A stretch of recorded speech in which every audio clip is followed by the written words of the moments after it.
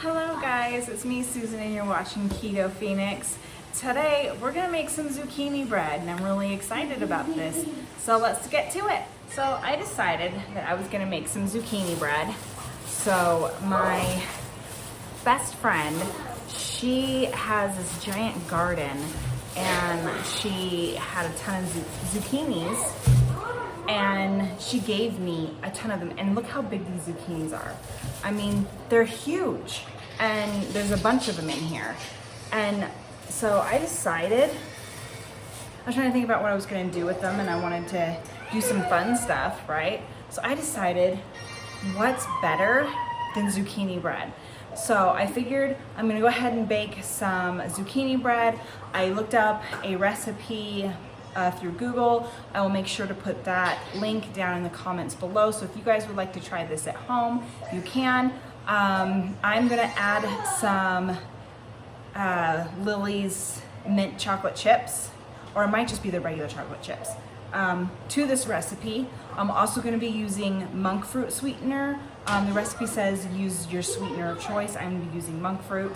So I might be making 2 zucchinis, I don't know, because the recipe calls for 1.5 cups of shredded zucchini. I know that once it's shredded and the water's taken out of it, it kind of shrinks up a lot, so we'll have to see if this is gonna make 1.5 cups. Who knows, I might need to use another one. We'll have to see. So I'm gonna get to shredding and then I will show you guys what that looks like as I go. Okay, so I got my grater here and my zucchini, and all I'm doing is just sitting here grinding. So if you're in a hurry when you decide to do this, I would suggest shredding your zucchini a little bit sooner, especially when you got this big humongous thing to get through. This is gonna take a while. I did preheat the oven to 350 degrees, so that's what the recipe calls for, so 350 degrees. And I decided that while I'm sitting here shredding this and thinking, I wanted to talk to you guys a little bit about the last couple of weeks. There was a period in my videos where I hadn't posted anything for about 2 weeks. It just ended up being pretty crazy. I had a lot of stuff to prepare before my in-laws came here, and then I had birthday parties to go to, and then of course there was my daughter's birthday. And then 8 days after her birthday was my birthday. And so that's kind of what I wanted to talk to you guys about. I actually did very good. For pretty much almost the entire time, I did stay keto. So, but I did have a couple days where I had little cheats. I had a root beer float with my father-in-law. So he had one and I had one, and you know, it was a cool moment for me and my father-in-law. And so, you know what? I don't regret it. I enjoyed it. And then there was a time where I'd had like one of those ice drinks that have like the sugared stuff in it. We went to like a balloon festival and I ended up having one of those. And then for my birthday, we went out for Mexican food. So obviously not keto. I mean, I could have made it keto, I guess, but I didn't. In the grand scheme of things though, I didn't do too bad. I didn't end up eating the entire thing. I actually got full, and you know what? I didn't overstuff myself. I didn't get in the mindset of, oh no, this is the only time I'm gonna cheat. I'm never gonna be able to eat this again. I better stuff myself. I didn't, you know, I ate within reason. I didn't finish the food because I got full. But the point is, and what I wanna talk about is that it is completely doable to go on keto and not cheat. You can find a lot of alternatives for everything. However, that being said, and I know I go on and on my videos about not cheating, about, you know, there being ways around it, that you have to stick with it, and that's true to a huge extent. Try your best to not cheat, okay? Try your absolute best not to. And that's what I try to do in these videos. I try to help give you tips and things like that to help you maintain keto and not want to cheat. But to sit here and say that cheating is never gonna happen, it's just not doable. And I don't want to be one of those people that has maybe someone new here who doesn't know much about keto coming onto my channel with these high expectations that they can do keto, they can do it successfully, and they're never ever going to have a cheat. Because then what that ends up doing is it ends up giving false hope, false security, and then when they end up cheating, because it happens with everybody on every diet, not just keto, okay, every diet. And again, I watch lots of YouTubers that do calorie deficit diets, they do keto, they do paleo. Everybody is gonna cheat at some point in their journey, they're gonna cheat. And I wanted to address this because it happened to me. And you know what?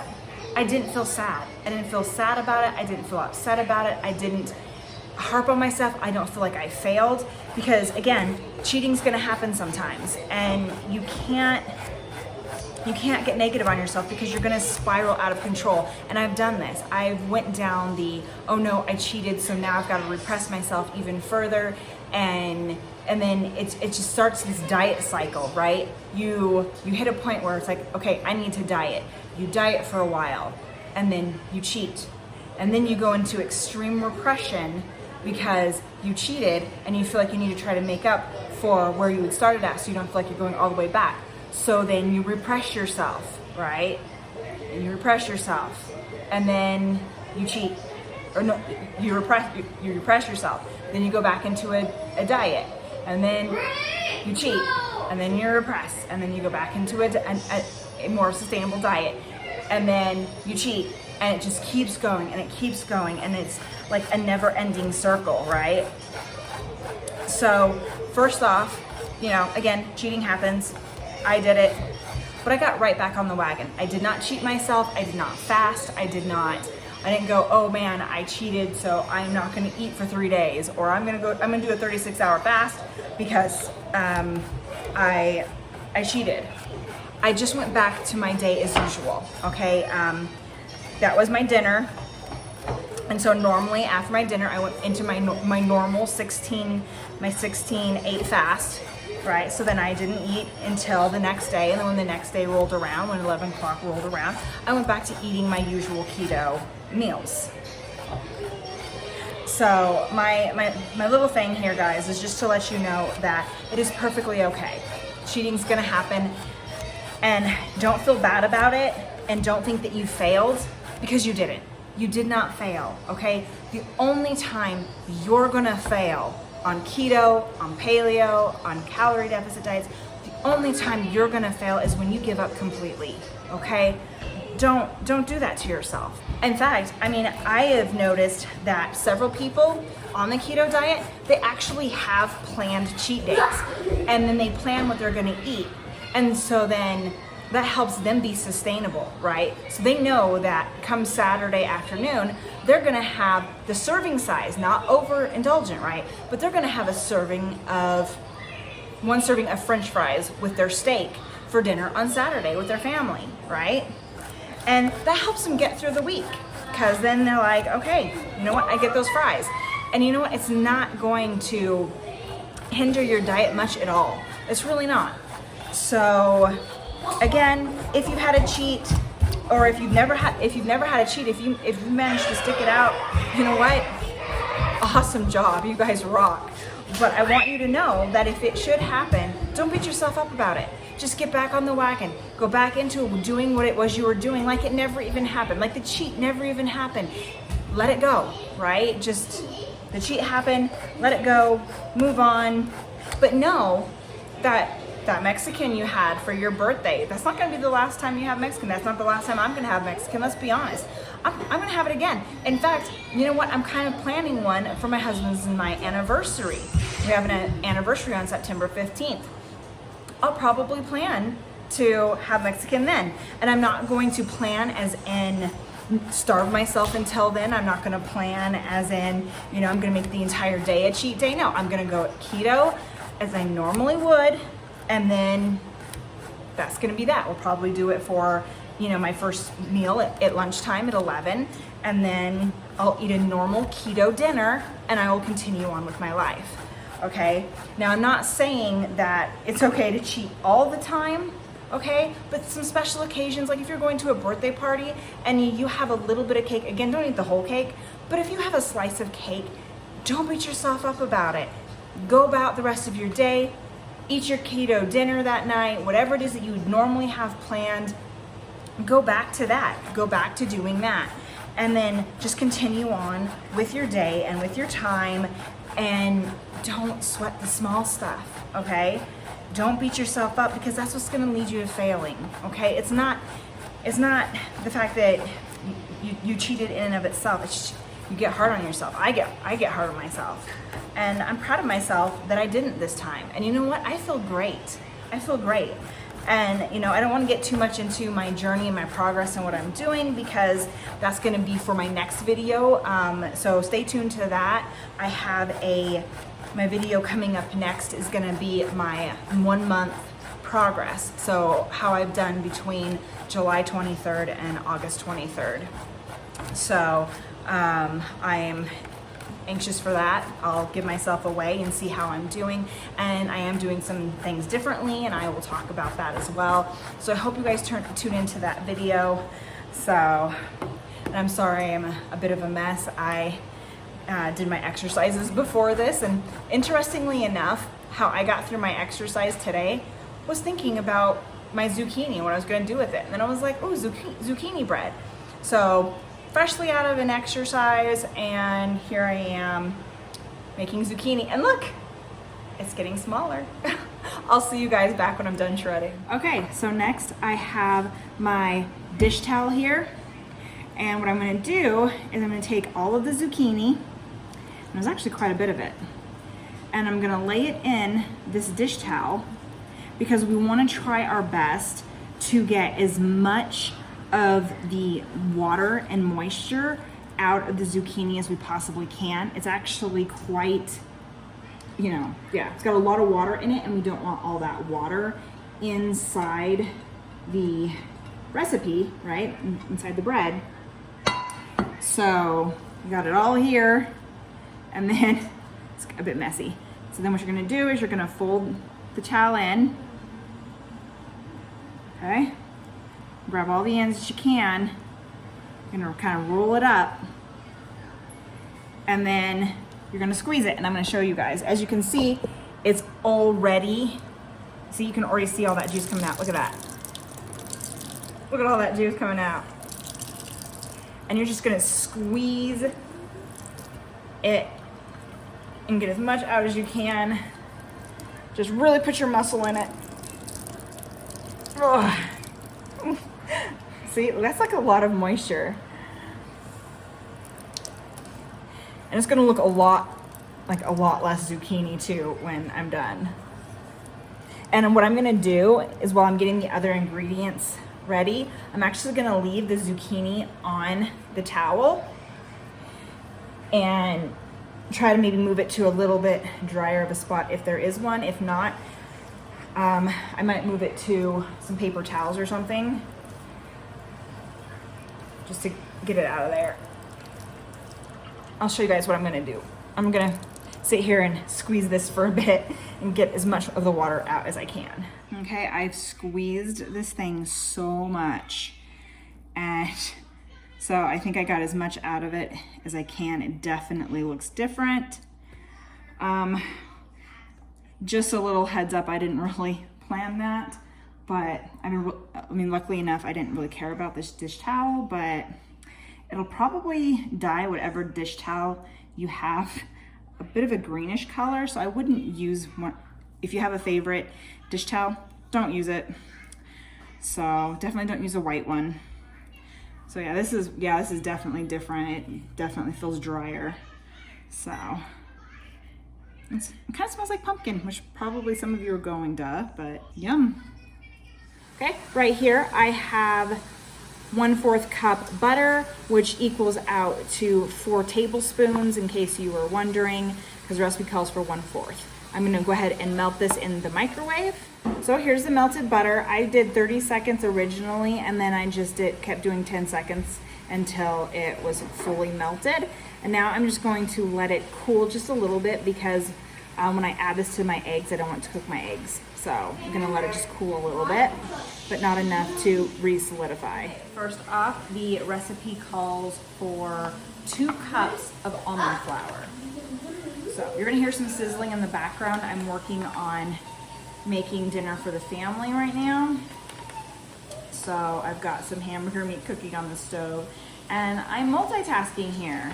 So again, like I said, the idea to do zucchini bread just came to me last minute while I was exercising. So I was like, and then after that I couldn't get it out of my head and I'm like, you know what, it's 6:30 p.m. and might be making it kind of late, but oh well, I can have freshly warm baked zucchini bread for my dessert tonight.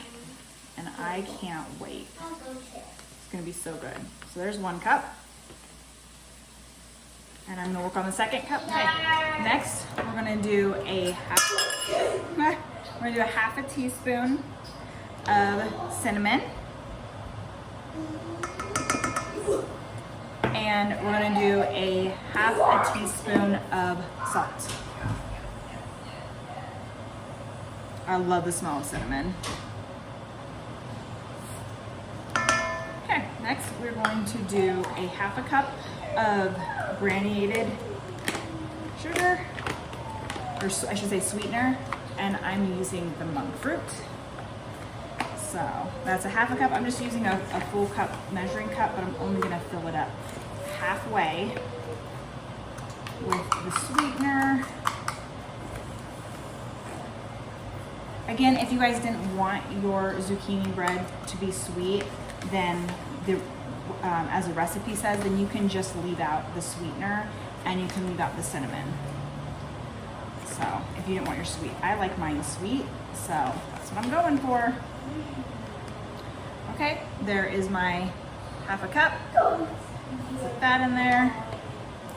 And then I'm going to do a teaspoon, 1 teaspoon of baking soda. Baking soda, not baking powder. You always have to be, you know, checking that. So I've made that mistake in the past. So. Okay, this box is being a bit of a pain.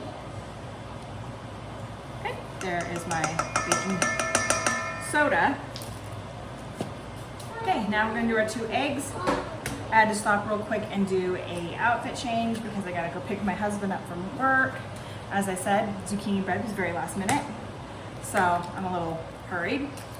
So anyways, I'm gonna add our 2 eggs. The recipe says that they're supposed to be beaten before you put them in, and I just now remembered that. So, you know, if it happens, if things happen, things happen. It's not a big deal. So next I'm gonna add the zucchini. Recipe calls for 1.5 cups. So if I have extra, like I said, I'll probably make a 2nd batch. So great thing is this is, you know, gluten-free and keto friendly. So that's nice. So there's a cup. And there is a half. So it looks like I have enough to make 2 zucchini breads. So I'll take it. All right, so then next is the butter. Here's the butter. So I'm gonna add that melted butter in.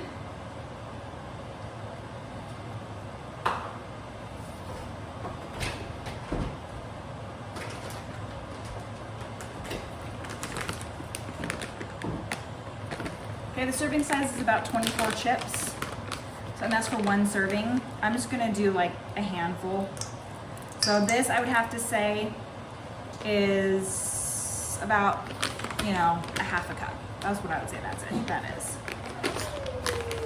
And that's for the whole thing. And this is gonna make about 12 slices. So that's gonna be pretty amazing. And then here I am mixing all of that up. There's the zucchini and the almond flour.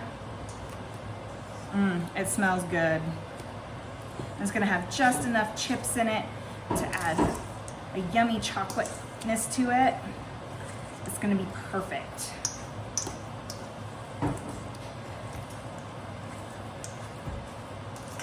Okay, I've got my pan right here. I went ahead and sprayed it with the coconut spray. And I am going to take this mixture, I'm gonna put it in my pan, and then I'm gonna stick it in the oven for, I believe the recipe calls for about 30 minutes. But I will let you guys know exactly how long I put it in for when I come back and it's done. Okay, I just pulled it out of the oven. It was in there for an hour. It is nice and done and feels so moist. And the recipe says that this should make about 12 slices. So I'll let it cool down a little bit and then I will show you guys what it's like. So here's my second batch. I'm getting ready to put this in the oven also for an hour. The only difference between the two is I only had a cup of the almond flour left. So I did a cup of almond flour and a half a cup of coconut flour. It's a little bit different than almonds, so you don't need as much. So I did about a half a cup of coconut flour and we'll see how this one turns out. All right, here is the zucchini bread. It's still really, really warm. So when I pulled it out, it kind of flaked out and then like fell apart. But that just goes to show how moist it is. So definitely let it cool more before you take it out of the pan. But that's what it looks like. You can see some chocolate chips in there. And I'll cut into it. I'll show you guys just how moist it is. I mean, look at that. That looks so good. So let's try that bite, shall we?